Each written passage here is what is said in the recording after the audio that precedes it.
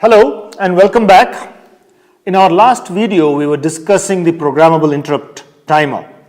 And in this video, I'm going to take you through communication protocols and in specific the 8251 UART. First of all, what are communication protocols? Let's take a common example. So whenever you lift the phone, what is the first thing you say? You would say hello. And you expect a hello from the other side. This is a protocol, and a protocol accepted by human beings. Similarly, when two pieces of electronics talk to each other, there is a standard protocol that is expected. The protocol can broadly be categorized as hardware parts of the protocol and the software parts of the protocol. Under hardware, you have the pin-out diagrams, which pin will be the transmit pin, which pin is the receive pin, so on. So these are all defined by standards. You have voltage levels that are defined by standards. Should it be plus minus 3 volts, plus minus 5 volts, plus minus 12 volts? Different types of protocols have different standards for them. What is the maximum distance over which you can transmit data? So for example, if you take your television remote control, can you control the TV from the next room? No. Do you need line of sight? Yes. Can you do up to 10 meters? Maybe. So these are kinds of standards that the protocol defines. Should it be simplex, duplex or half duplex? What is simplex? Either you transmit or you receive. Right? So a remote control is a transmitter only and the television is a receiver only. Simplex protocols. A duplex is both transmit and receive. And a half duplex is transmit or receive at any point in time. What about synchronous or asynchronous? We'll discuss that a little detail, but those are also standards that are defined in communication protocols. These are the hardware parts of the protocol. On the software side, you talk about the syntax. Should there be a start bit? If so, is it a high or a low? Should there be a stop bit? If so, should it be a high or a low? What is the duration of the start bit and the stop bit? What about error detection and correction protocols? They're called ECC protocols. What are they as defined by the standards? What about the number of bits that can be transmitted per chunk of information? Again, a software protocol. In terms of semantics, so one is the syntax, the other is the semantics. In terms of semantics, what does the meaning of each section of the data that gets transmitted? The sequence of bytes. Is it low byte first or the high byte first?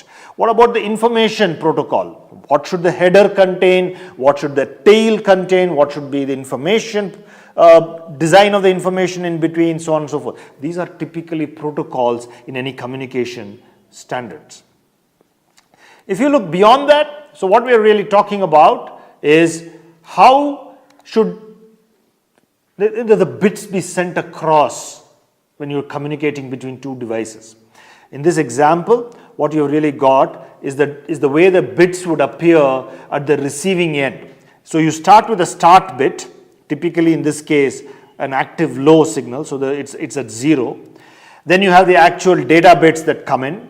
And then finally you end it with a parity bit, which tells you whether it's odd parity or even parity, followed by a stop bit. So this is an example of a software protocol which is used in many communication standards. What about asynchronous digital communication? Now in this example, you would see that the transmit of device 1 is connected to the receive of device 2. The receive of device 1 is connected to the transmit of device 2. So this is a duplex protocol. There is also a common ground signal that connects the two devices, because when the signals get transmitted back and forth without a common ground, it is normally treated as noise.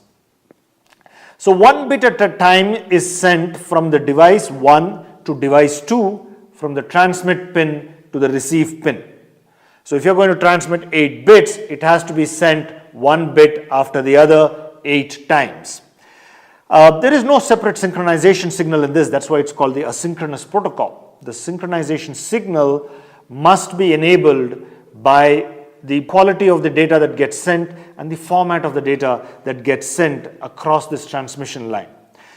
And it is the responsibility of the receiving side, which in this case is device 2, to ensure integrity of the data received. And in case there is a doubt, it must flag an error to the device 1. This integrity can be established by error correction codes, error detection codes, and as simple as by a parity code.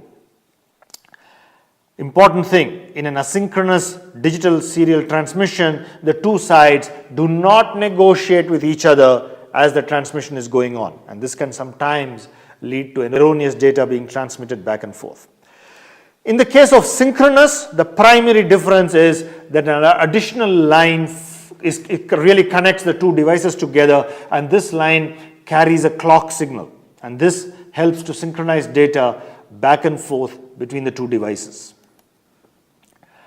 What about the correction protocol, or in the case of synchronous digital device, how is synchronicity maintained? How is the device that receives information synchronous with the device that transmits? I said that there is a clock signal. And of course, a clock signal helps significantly in synchronizing data transmission. But a clock signal is not perfect. A clock signal can have skews, can have delays, so on and so forth. And in that case, you also tend to transmit what are called synchronous bits of information that helps the receiver understand when a data is about to be transmitted, when the data is about to be concluded, so on and so forth. This significantly enhances the accuracy of information transmitted between the receiver and the transmitter. These asynchronous devices or synchronous bits of information is part of the software protocol for synchronous serial digital communication. This sometimes is of course used during asynchronous serial digital communication as well, because in those cases there is no clock signal also to fall back on. What about the basics of a parallel? So we've spoken about serial digital communication. There is therefore something called a parallel digital communication as well. In the parallel digital communication world, it's just not one signal that goes from a transmit pin to a receive pin. There are 8 parallel lines, which means 8 different pieces of wire that communicate across the two devices. This obviously makes communication much more costly, and just because you now have a cable that has 8 pieces of wire running through them. You also have typically a clock signal that also runs through this, and of course the common ground. So what happens in this case is really that it is faster, right? So because you've got 8 parallel bits of data coming back and forth, it is much faster. It is not one after the other. It is all 8 in synchronicity. But what happens really is that the hardware becomes more complex, more wiring is required, and it can lead to a different kind of error. Every cable, every wire that connects the transmitter and the receiver has its own transmission delay.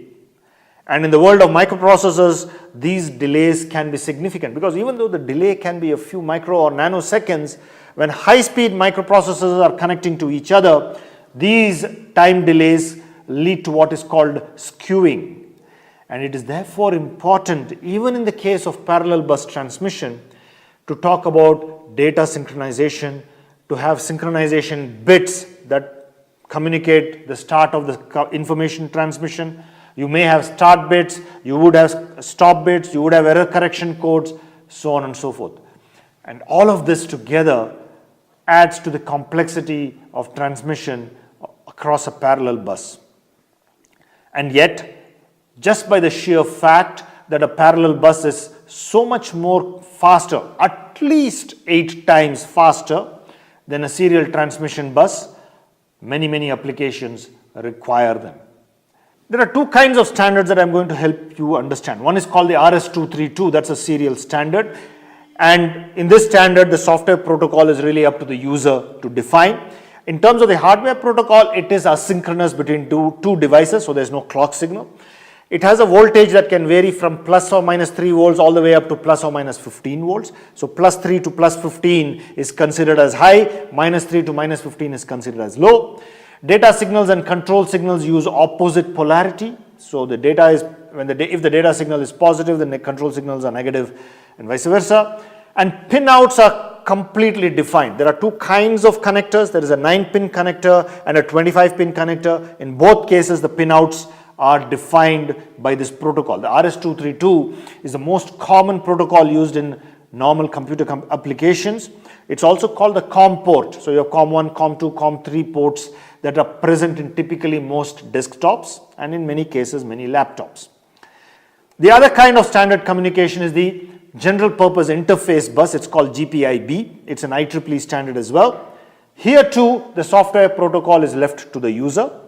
The hardware protocol is defined by the standard, and this is an asynchronous protocol, but it can connect many devices to each other. So it's not just one transmitter and one receiver. You have the concept of a communicator and many listeners.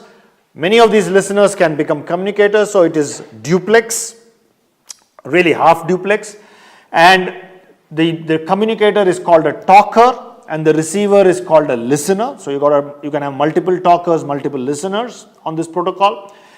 The slowest active device on this protocol defines the bus speed, and the maximum allowed is 1 megabits per second. Up to 15 devices can be connected, again defined by the hardware protocol, and the maximum cable length that you can connect all these devices on is 20 meters. So you cannot connect between two devices, cannot have more than 2 meters distance. It is a parallel bus, so the RS-232 was a serial bus. In this case, it is a parallel bus, and of course the pinout diagrams are defined. So in this video, we really spoke about communication protocols, the hardware and the software part of it. We spoke about the meaning of these protocols, what they should really define, and we gave you an example of a serial protocol, the RS-232, and a parallel protocol, the general purpose interface bus, the GPIB. In our next video, we're going to be talking about a special device that helps you to do all of this more easily, that interfaces to the 8086. It's called the 8251 user synchronous asynchronous receiver transmitter device, USART. Till then, I would urge you to read more about communication protocols, especially digital communication protocols. The complexity is much more than one would assume. Thank you.